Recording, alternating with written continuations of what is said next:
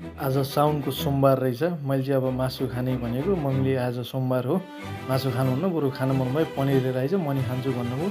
तर जस मम्मीले फेरि मासु खानुहुन्न भनेको कारणले गर्दा ल कहिले पनि खाने गर्नुहुँदैन त ल ठिक छ पनिर खाने भन्दा म चाहिँ हतार बजार गएँ। बजार गएर पनिर लिएर आएँ। पनिर लिएर आइसकेपछि मम्मीलाई चाहिँ मैले बनाउनु दिएँ। म आफै बनाएँ।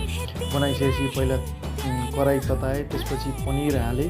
पनिर हालिसकेपछि एकछिन चलाएँ, मजाले फ्राई गरेँ टक्क होइन। अब आफूले बनाउँदाखेरि चाहिँ एकदम जोस जाँगर आउँदो रहेछ। मिठो तरकारी भयो भने आफूलाई पनि एकदम बनाउनु मन लाग्दो रहेछ होइन।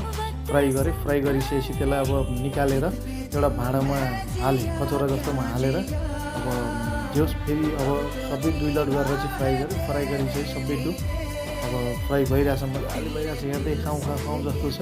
यो साथीहरू बनाउँदा आफूले मेहनत गरेर बनाउँदा एकदम मिठो हुँदो रहेछ। अब ठिक छ, यो कस्तो लाग्यो अब तपाईँहरू भन्नु होला है त।